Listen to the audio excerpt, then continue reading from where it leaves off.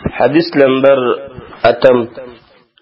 وعن أبي هريرة رضي الله عنه قال قال رسول الله صلى الله عليه وسلم طهور إناء أحدكم إذا ولغ فيه الكلب أن يغسله 7 مرات أولاهن بالتراب.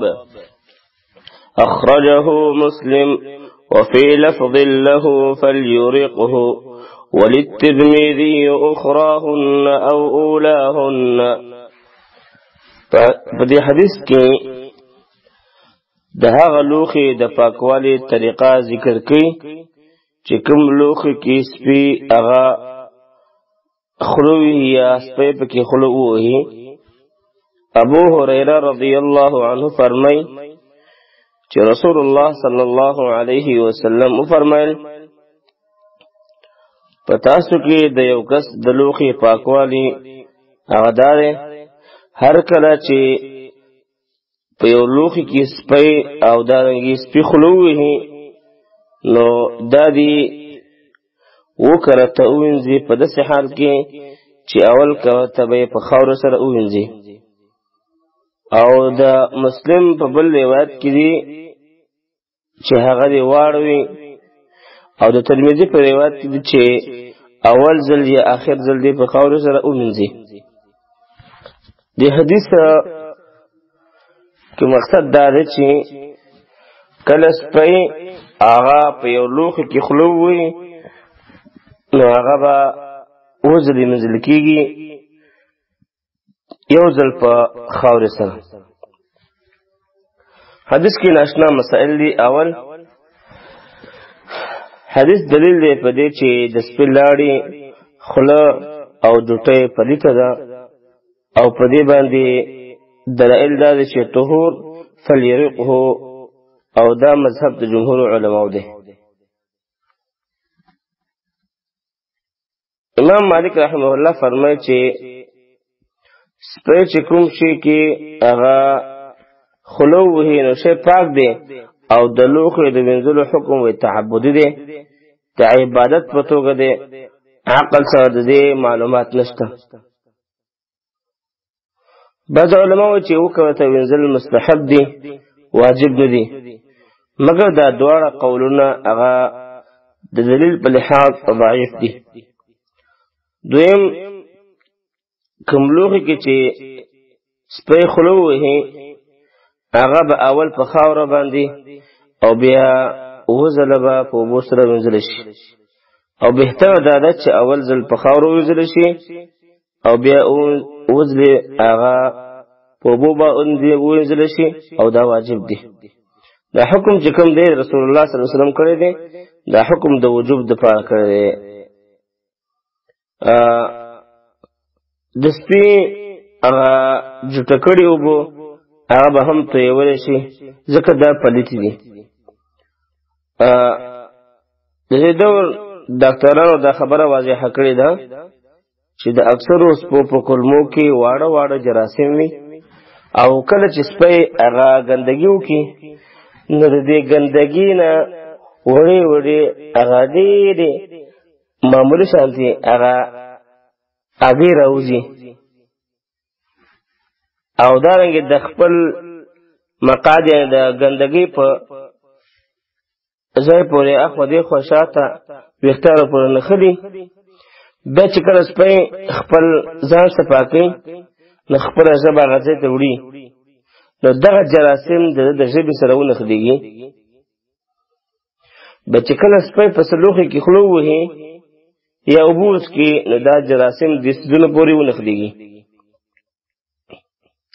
چې کله به انسان خوراک او څښاک کوي نو په اسانۍ سره د انسان خولې ته او بیا معدې ته دغه څیز ورځي، بیا د معدې کې کوم نقصانات هغه خامخا پیدا کېږي، او بیا دغه جراثیم په وینې کې ننوځي، او دونه ډېر د زړه د دماغو د دارنګې د پړپړو بې شماره بیمارانې پیدا کېږي. د دې وجې نه د سپي په خوله کې ډېر خطرناک جراثیم پراته دي.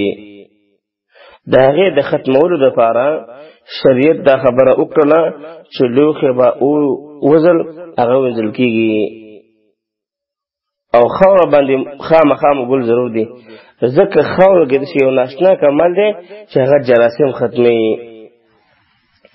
او دا یو علمي معجزه ده چې عظیم او رښتینی حکیم محمد صلی الله علیه وسلم هغه دې خبر مقتدا کړی دی.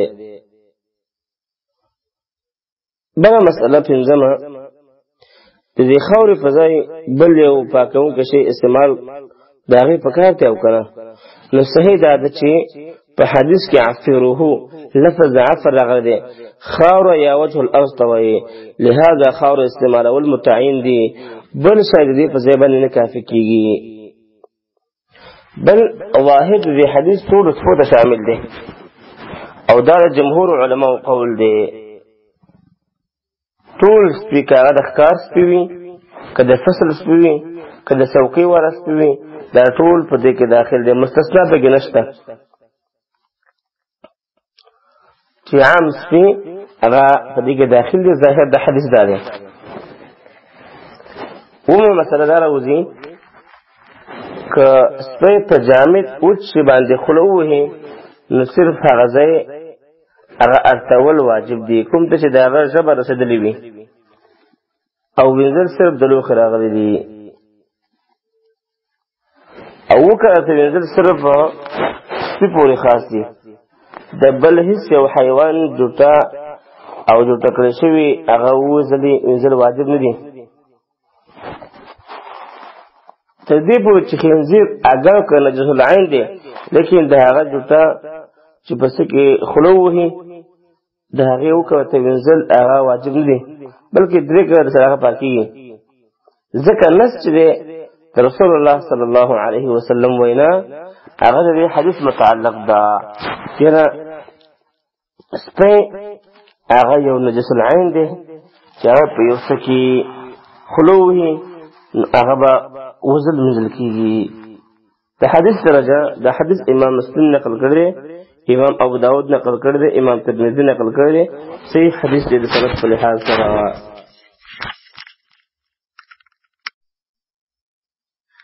حديث نمبر 9 وعن أبي قتادة رضي الله عنه أن رسول الله صلى الله عليه وسلم قال في الهرة إنها ليست بنجس إنما هي من الطوافين عليكم أخرجه الأربع وصححه الترمذي وابن خزيمة په حدیث کې د پښو د جوټې د پاکوالي بیان کوي ابو قتاده رضی الله عنه روایت دی چې رسول الله صلی الله علیه وسلم د پښو باره کې فرمایلی دي چې دا پلیت نه ده ځکه دا د هغه خادمانو نه ده چې هغه تاسو باندې ډېر ځای راځي ګرځي راګرځي د حدیث شان ورود داسې دی چې ابو قتاده رضی الله عنه هغه یو ورځ راغی د خپلې انګور کبشي رضی الله عنها کور ته نو هغې ورله په یو لوښي کې د اوداسه دپاره اوبه کېښودلې نو پیشو راغله او هغې اوبه د هغې نه وڅکلې چې ویس کړي نو ابو قتاده رضی الله عنه هغه ته دا لوښی ورکوک چې په اسانۍ سره اوبه وڅکي پیشو چې ډېره اوبه وڅکلې کبشه هغه وایي چې ابو قتاده رضی الله عنه زه ولیدم چې ما هغه ته په تعجب سره کتلې نو هغه ورته وفرمایل آیا ته د دې تعجب کې ما ورته او ابو قتاده رضی الله عنه فرمایي چې نبی علیه الصلاة صلی الله علیه وسلم ارشاد فرمایي بېشکه دا پیشو دا پاکه ده یعنی دا هغې جوټه پاکه ده او دا د هغه تلو راتلونکو خادمانو ده چې په تاسو باندې ګرځي د حدیث کې فوائد هغه ډېر دي. دلته طوافین جمع طواف یعنی هغه خادم چې په نرمۍ او اهتمام سره ستاسو خدمت کوي زی راځي، دارنګه پیشو هم ستاسو کور ته ډېر زی راځي، لکه څنګه چې دا خادم د کور حوائج پوره کوي نو زی راځي، نو هغه باندې پابندي نه لګي خلک، هغه باید تغذیه نه وي. نو دارنګه د پیشو جوټه هغه نجسه نه ده، ځکه چې دا کور ته زی راځي په هر څه کې خوله وهي. نو اوله مسئله په دې حدیث کې هغه دا ده چې د پیشو جوټه پاکه ده، دغه شان د هغې بدن هم پاک دی. په کوم لوښي کې چې خوله وهي یا یو شي سره خپل بدن ولګوي نو هغه دواړه پاک دي. د دې پاکوالي علت او وجه په حدیث کې دا ښودل شوې ده چې دا د هغه خادمانو په شان ده چې هغه ډېر زی راځي، د خلکو په کورونو کې وي، د دې نه لوښي او سامان ساتل ګران کار دی، لہذا د دې بدن او جوټه دواړه پاکه وګڼل شوله. دارنګې په دې حدیث کې دا ویل شو چې دا پلیته نه ده، نو دې مطلب دا دی چې ذات او بدن یې پاک دی، او دا یې مطلب نه دی چې کومې وښې خوړلې حلال دي، نه نه، وښې حرامه ده، خو لیکن هغه ظاهري دا جوټه چې کومه ده دارنګې د هغې دا بدن هغه پاک دی. بعضې خلک وایي چې داسې وایي چې پیشو پاکه ده، نو پاک دا مطلب نه دی چې د هغې خوړل جائز دي، نه، د هغې جوټه مراد ده او د هغې بدن مراد دی، اما غوښه چې ده هغه حرامه ده. په دې کې د نبي کریم صلی الله علیه وسلم ښایسته تعلیم ذکر دی. په دې کې ډېر ناشنا فواید دي. په دې کې د شریعت د اسلام په کمال او اوچتوالی باندې استدلال دی چې هر شي دپاره پکې خپل حکمت دی.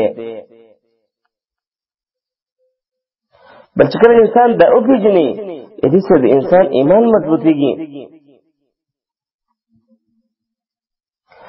د جوټې اقسام هغه وپېژنو باید. د انسان جوټه که هغه جنوب وي، که حائضه وي، که مسلمان وي، که کافر وي، د دې ټولو جوټه پاکه ده.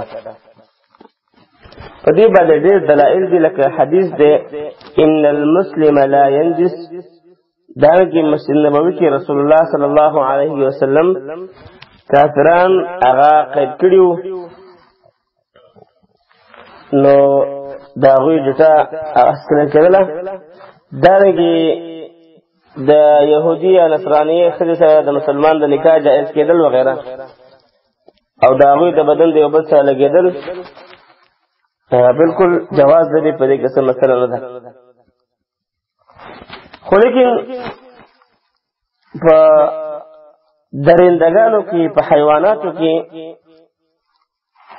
د ټولو درندګانو جوټه پاکه ده سوا د سپي او خنزیر نه. دا مسله تفصیلا مخکې بیان شوه په 8 نمبر حدیث کې.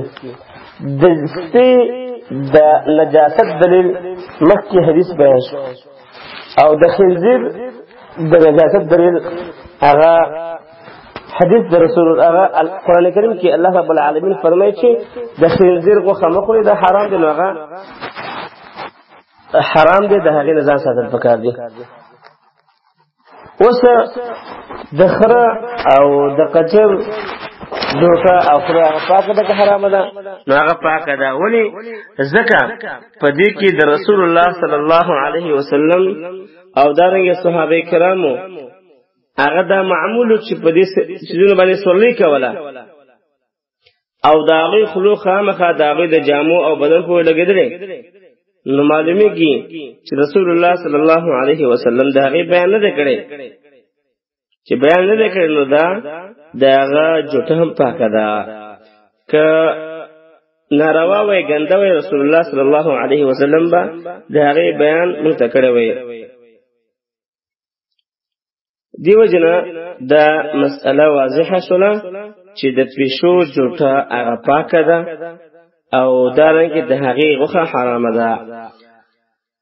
د حدیث درجه د حدیث صحیح د امام ابو داود رحمه الله نقل کړی دی، امام ترمذی رحمه الله نقل کړی دی، امام نسائی رحمه الله نقل کړی دی، ابن ماجه وغیرہ نقل کړی دی.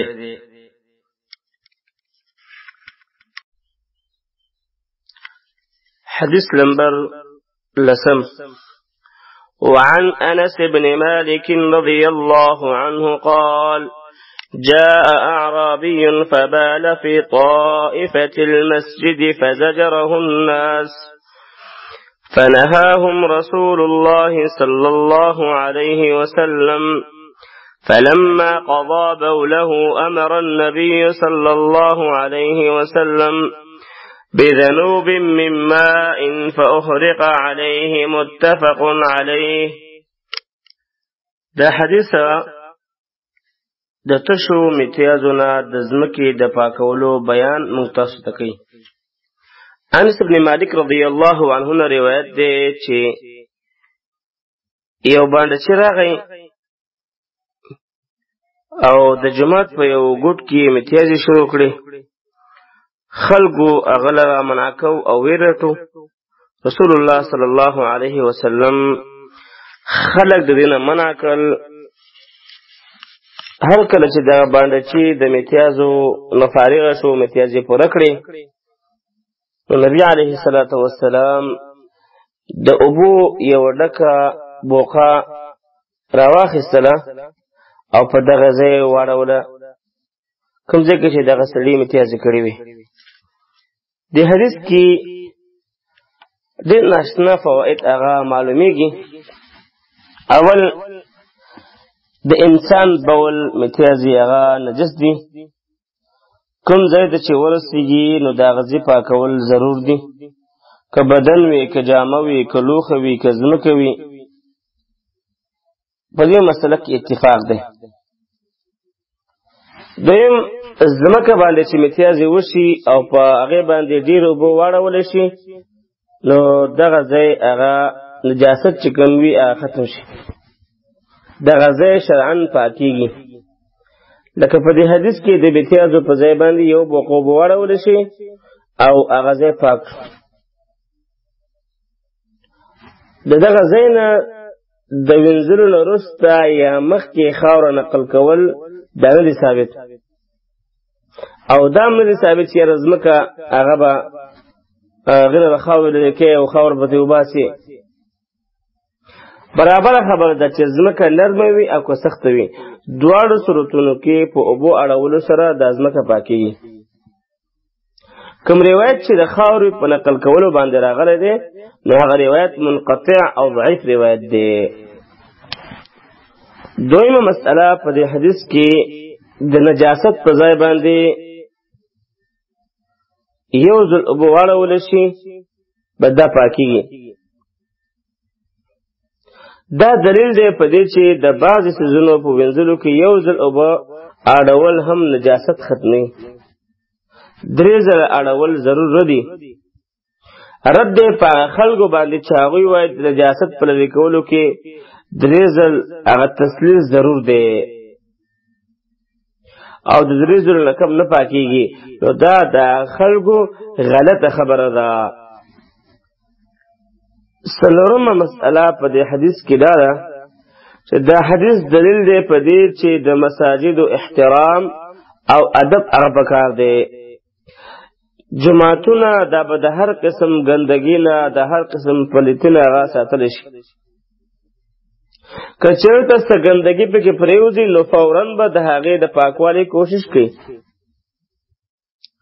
ځکه د بخاري او مسلم شریف په روایت کې دي چې رسول الله صلی الله علیه وسلم دغه باندې چې راوغوښتو او ورته وفرمیل چې دې جماعتونو خیال ساتئ، دا جماعتونه د بول دپاره نه دي، دلته امتیازې کول مناسب نه دي، دا خو د الله د ذکر دپاره، د منځه دپاره او قرآن لستلو دپاره هغه جوړ شوي دي.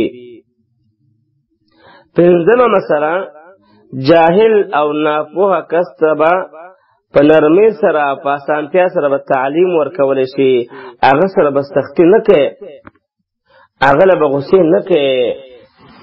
شپږمه مسئله، حدیث کې د رسول الله صلی الله علیه وسلم ښایسته اخلاق بیان شو چې رسول الله صلی الله علیه وسلم ناشنا اخلاق دا و چې خلکو ته ویل چې د انسان مرټي. د حدیث درجه د حدیث امام بخاری رحمه الله نقل کړی دی، امام مسلم نقل کړی دی، امام ترمذی رحمت الله علیه نقل کړی دی. صحیح حدیث دی د سند په لحاظ باندې. يولسم نمبر حديث.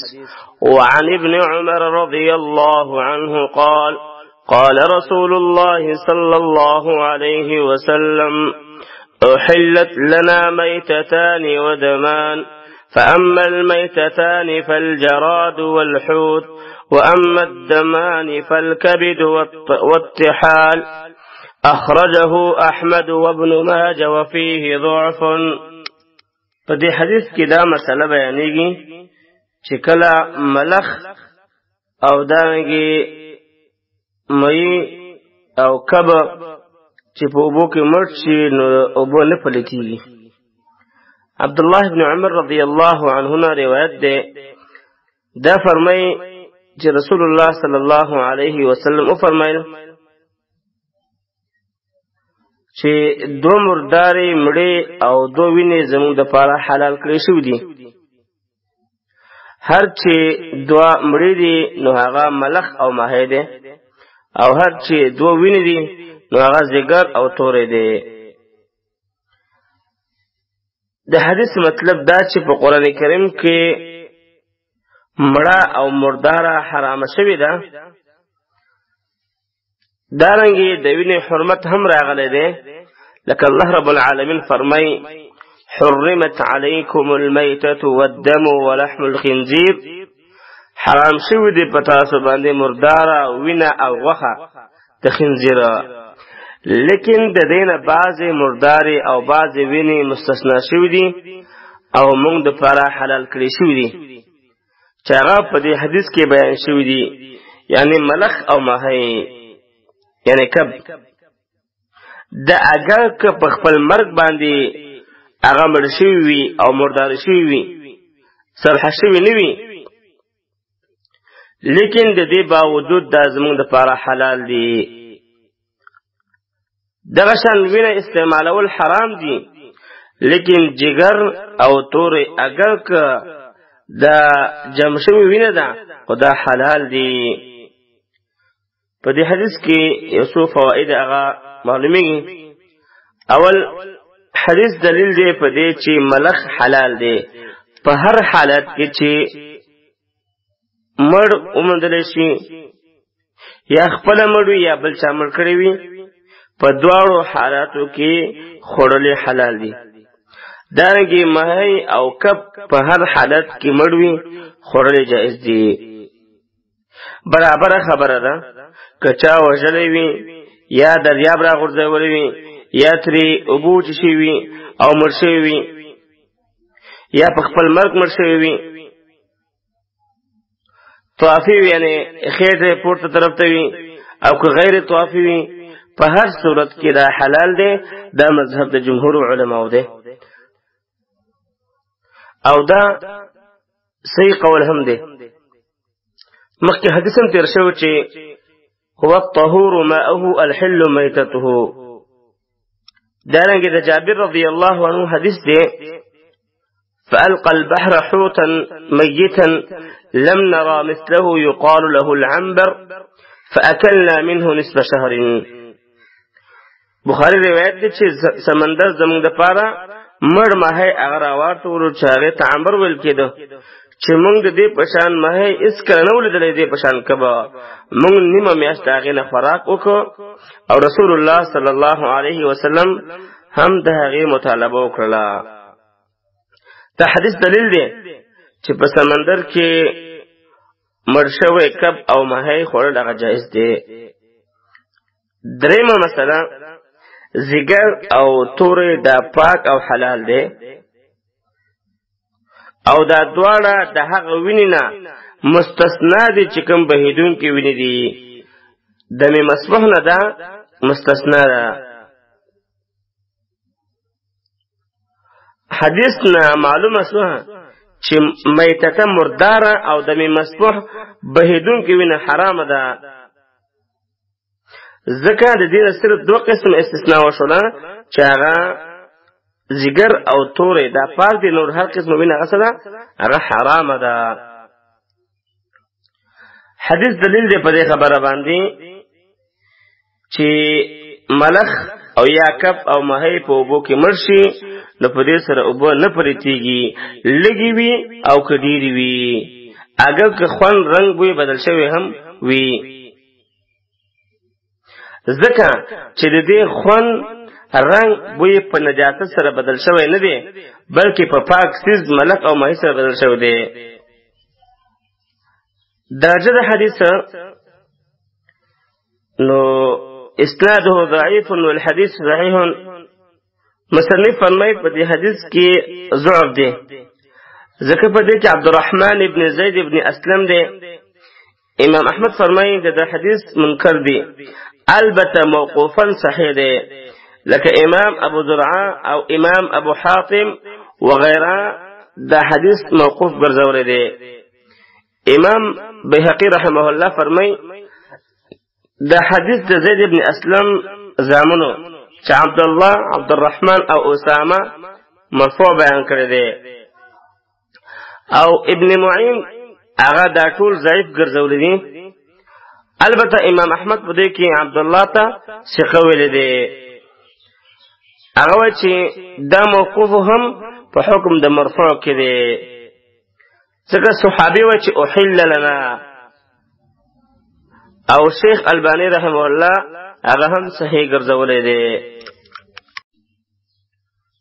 12 نمبر حدیث.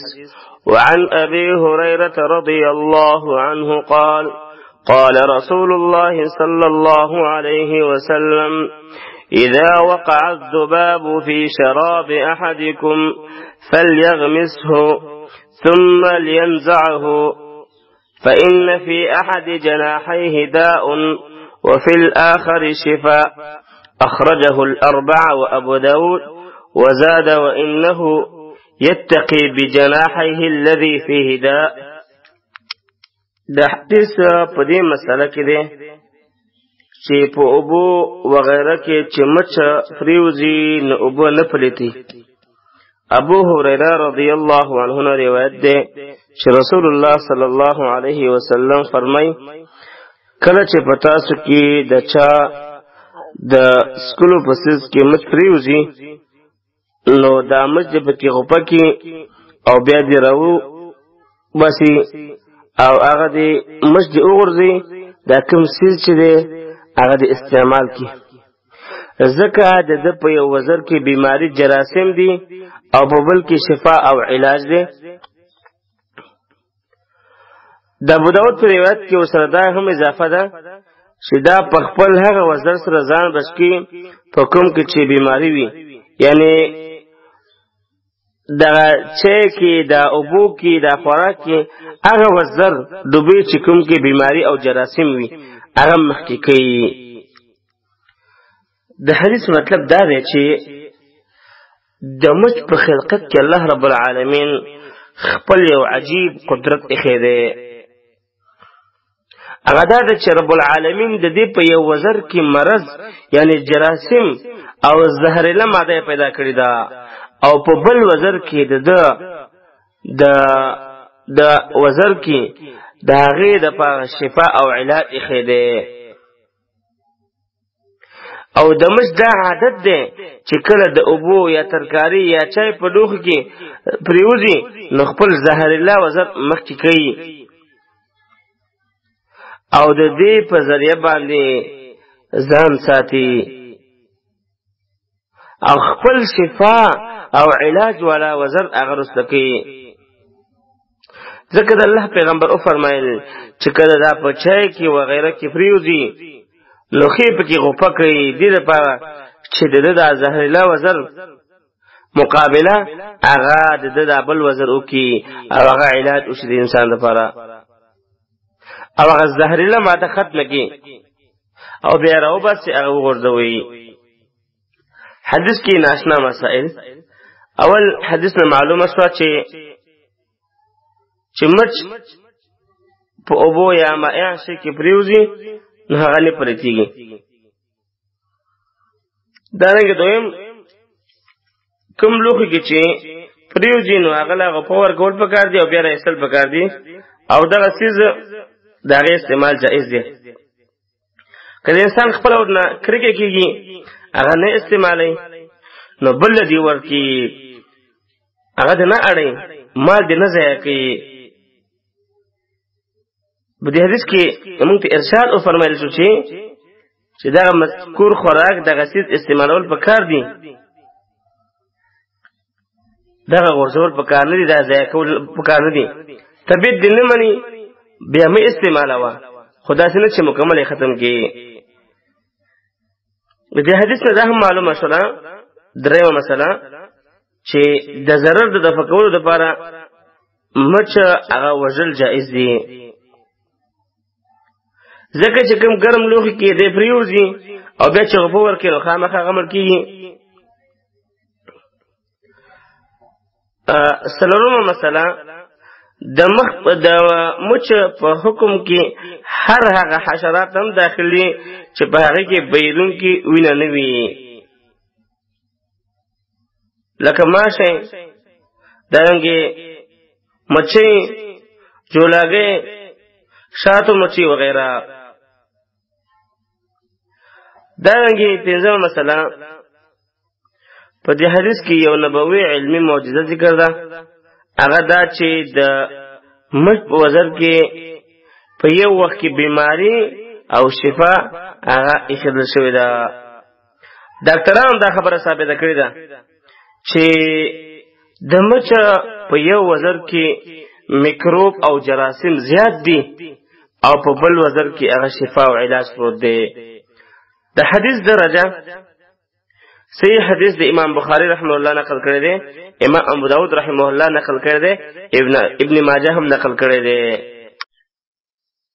حدیث نمبر 13 وعن ابي واقد الليثي رضي الله عنه قال قال رسول الله صلى الله عليه وسلم ما قطع من البهيمة وهي حية فهو ميت أخرجه أبو داود والترمذي وحسنه واللفظ له. دا حدیث په دې مسئله کې دی چې د ژوندي حیوان نه چې څه برخه پرې کړی شي هغه مردار ده، د هغې استعمال جائز نه دی. ابي واقد الليثي رضی الله عنه روایت دی چې رسول الله صلی الله علیه وسلم فرمایل کوم شی غوښه یا اندام چې د زناور نه په داسې حال کې پرې کړی شي چې هغه زناور هغه حیوان ژوندی وي نو دا مرداره ده، د دې استعمال جائز نه دی. دا حدیث امام ترمذی، امام حاکم هغه نقل کړی دی. د دې شان ورود داسې هغوی ذکر کوي چې رسول الله صلی الله علیه وسلم چې کله مدینې ته تشریف راوړو نو هلته څه خلکو چې هغوی به د ګډو هغه ګډانو لمان او دارنګې د اوښانو هغه ګوپې خوبې چې ورته وایي د هغې نه به ژوندي و هغوی نه به دا لمان را پرې کول او هغه به پخول او خوړل به. نو رسول الله صلی الله علیه وسلم دغه مذکوره ارشاد وفرمایل مطلب داو چې کوم اندام یا غوښه د ژوندي ځناور نه پرې کړی شي نو د دې حکم په خوراک کې هغه دا دی چې هغه به نه استعمالوئ، هغه حرام دی. او دارنګې چې هغه مرداره په اوبو کې پریوزي نو خوراک هم ناجائز دی، او که دغه اوبه د هغې خوند، رنګ، بوی هم بدل شو نو دا اوبه هم بیا مه استعمالوئ، د دې اوبو استعمال هم بیا جائز نه دی. د حدیث کې یو څو فواید هغه معلومیږي. اول دا دی چې د ژوندي حیوان څخه برخه پرې کول دا منع دي، ځکه په دې کې هغه ته تکلیف او عذاب ملاويږي. دویمه مسئله، کوم حیوان چې د هغې نه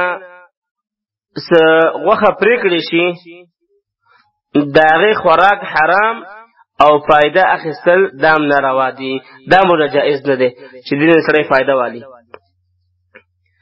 په حدیث کې د بهیمي زناور دو معنا کېدی شي، یو چارپایا او بل هر ژوندی حیوان. که اولنۍ معنا واخیستی شي چې د شان ورود هغه معنا پکې تایید کېږي، نو دې نه هغه ښکار مستثنا دی چې د هغې په رانیولو باندې څوک قادر نه وي او انسان ترې کله یو ځای په توره باندې وي، کله بل ځای کله بل ځای، او هغه راپرېوځي، نو دا حلال دی. او که رستنۍ معنا واخیستلی شي نو بیا د دې معنا کې مهی او ملک هغه مستثنا دي چې د دې نه کومه حصه په ژوندنۍ پرېکړې شي نو دا پاکه حلاله ده او د خوراک وړ او جایز ده. دارنګې په کومو حشراتو کې کومو زنده سدو کې چې وینه نه وي لکه ماشی دارنګې مچۍ وغیره، نو که د دې نه هم په ژوندي باندې څه اندام پرېکړې شي نو دا په دې کې نه داخلېږي، دا مرداره نه ده. د حدیث درجه چې ده هغه حسن او صحیح حدیث دی. امام ترمذی رحمه الله ورته حسن ویلی دی او امام حاکم او شیخ البانی ورته صحیح ویلی دی. باب الآنیه، د لوښو احکام او مسائل. آنیه جمع د انا ده، لوښي ته وایي. مناسبت دا ده چې مخکې د اوبو د احکامو بیان وشو، اوس دا هغه لوښو بیان دی چې په هغې کې د اوداسه او یا د خوراک څښاک دپاره اوبه ساتل کېږي. اصل دا ده چې په هر قسم لوښو کې د اوداسه وغیره دپاره اوبه اچول جائز دي. البته بعضې داسې لوښي دي چې د هغې د استعمال نشریت منع فرمایلی ده. حدیث نمبر 14 عن حذيفة بن اليمان رضي الله عنه قال قال رسول الله صلى الله عليه وسلم لا تشربوا في آنية الذهب والفضة ولا تأكلوا في سحافهما فإنها لهم في الدنيا ولكم في الآخرة متفق عليه. فدې حدیث کې د سرو زرو او سپینو زرو په لوښو کې د خوراک څښاک د حراموالي بیان کړي. حذیفه بن یمان رضی الله عنه نه روایت دی، هغه وایي چې رسول الله صلی الله علیه وسلم فرمایي د سرو زرو او سپینو زرو په لوښو کې خوراک مه کوئ او ما د دې په کاسو کې خوراک کوئ، ځکه چې دا لوښي په دنیا کې د کافرو دپاره دي او په آخرت کې صرف د مؤمنانو دپاره دي. د حدیث مطلب دا دی چې رسول الله صلی الله علیه وسلم خپل امت ته خطاب کې فرمایي چې تاسو د سرو زرو او سپینو زرو په لوښو کې خوراک څښاک مه کوئ، څنګه چې کفار په دې کې دنیا کې خوراک کوي، ځکه هغوی د دې پروا نه کوي، نو په آخرت کې به د دې نه محروم وي او مؤمنان به دنیا کې د دې نه ځان ساتي او آخرت کې به الله رب العالمین دغه لوښي مؤمنانو ته ورکړي، ځکه چې جزا من جنس العمل دی. د حدیث کې یو څو مسائل هغه معلومیږي. اول، د سرو او سپینو زرو په لوښو کې او د دې په کاسو او ګیلاسونو کې خوراک څښاک کول حرام دي او دا کار کول ګناه کبیره ده. په دې باندې اجماع د علماو ده. دویم، دا حکم نارینه او زنانو دواړو دپاره دی دواړه د دینه منع کړی شوي دي ځکه په حدیث کې خطاب دواړو ته دی. دریم دارنګي لوښي ټول د سرو یا سپینو زرو نه جوړ شوي وي او یا په دې لوښي کې سره یا سپین ګډ شوي وي او د دې نه مخلوط جوړ شوي وي، په دې دواړو صورتونو کې د کې خوراک منع دی د وجه د عموم د حدیث نه. د سرو او سپینو زرو په لوښو کې د خوراک کول نه ځکه منع راغلی ده چې په دې کې انسان کې تکبر لوی پیدا کیږي او د غریبانانو د فقیرانو زړه ماتیږي. علامه ابن القیم رحمه الله فرمایي د دې په استعمال سره په زړه کې یو داسې کیفیت پیدا کیږي چې هغه د عبودیت او عاجزي سره ضد ښکاره کیږي او ضد منافي دی. انسان کې تکبر راشي ځکه مؤمن مسلمان باید عاجزي وکړي او دې لوښي خوراک هغه انسان کې تکبر پیدا کوي. دا وجه ده چې نبی علیه الصلاة والسلام فرمایل چې دا په دنیا کې د کافرو دپاره دي ځکه دوی کې عبادت نشته، دوی کې عاجزي نشته، هغه متکبر خلک دي. د دې نه باید مسلمان هغه ځان وساتي. دا حدیث درجه دا حدیث امام بخاری رحمت الله علیه نقل کړی دی، دانګ امام مسلم رحمه الله نقل کړی دی، صحیح حدیث دی. حدیث نمبر 15 وعن ام سلمة رضي الله عنها قالت قال رسول الله صلى الله عليه وسلم الذي يشرب في إناء الفضة إنما يجرجر في بطنه نار جهنم متفق عليه. ام سلمة رضي الله عنها روایت ده چې رسول الله صلی الله علیه وسلم فرمای هغه کس چې د سپینو زرو په لوښو کې خوراک څښي هغه په خپل خېټه کې د جهنم اور هغه اچي. محترم دې حدیث کې هم دا مسله معلومیږي چې د سپینو زرو د سرو زرو په لوښو کې د څښاک او دارنګه د خوراک حرمت او وعید ثابت شو. په دې کې دا خبره ده چې د قیامت پر ورځ به هغه انسان ته الله عذاب ورکړي کوم انسان چې د سپینو زرو او د لوښو سپینو زرو لوښو کې د سرو زرو په لوښو کې خوراک او څښاک کوي. مؤمنان په دې باندې اخیدل او چې الله به عذاب ورکړي. دارنګه جزاء موافقه د عمل وي. څوک چې په دنیا کې د سرو او سپینو زرو په لوښو کې د خوراک څښاک نه خوند اخلي او مزه اخلي نو هغه به په آخرت کې د هغه په دې مری باندې عذاب تیریږي، اور تیریږي، ګډ ګډ اور ورکول کېږي، عذاب به ورکول کېږي او داسې ناکار عذاب نه دی. الله موږ وساتي. دارنګه د خوراک څښاک کوم لوښي چې هغه چاودلې وي او دغه چاودلې په ځای باندې ولا سره یا سپین زر د رغولو دپاره هغه لګېدلې وي چې دې ته اناء مذببون وایي، نو په دې کې خوراک څښاک کول جائز دي. لکه دا به انشاءالله د باب په آخر کې حدیث راشي. حدیث ته معلومه شوه چې د سرو او سپینو زرو نه علاوه په بل هر قسم لوښي کې د خوراک څښاک کول اجازت دی. برابره خبر ده که هغه د اوسپنې نه وي که د کان نه جوړ وي چې هر څه وي، خو چې د سرو او سپینو زرو نه علاوه بل لوښي وي، ځکه چې تخصیص د حرمت په دې حدیث کې هغه د سرو زرو او د سپینو زرو راغلی دی چې د سرو زرو او د سپینو زرو لوښي به نه استعمالوي.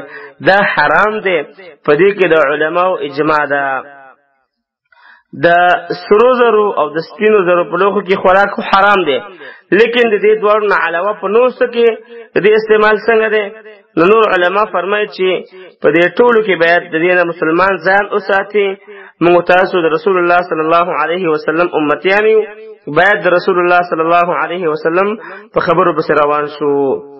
بل مسئله دا ده د نارینه دپاره د سرو زرو لباس ګینټا وغیرہ اچول حرام دي. صرف د سپینو زر چې کوم دي د هغې نه ګوتمه جوړولی شي او ګوتمه وله جایز ده. او زنانه د سرو زرو ګینټه او بنګړي هغه اچولی شي. د حدیث درجه چې ده هغه صحیح حدیث دی. امام بخاری رحمت الله علیه، امام مسلم رحمه الله، ابن ماجه، امام احمد، دارنګه امام مالک هغه ذکر کړی دی. صحیح حدیث دی او رب العالمین دی موږ تاسو ته په دې حدیث باندې عمل توفیق راکړي چې په دې حدیث باندې عمل وکړو او د سرو زرو سپینو زرو د لوښو د استعمال نه ځان وساتو. وصلی الله تعالی علی خیر خلق محمد.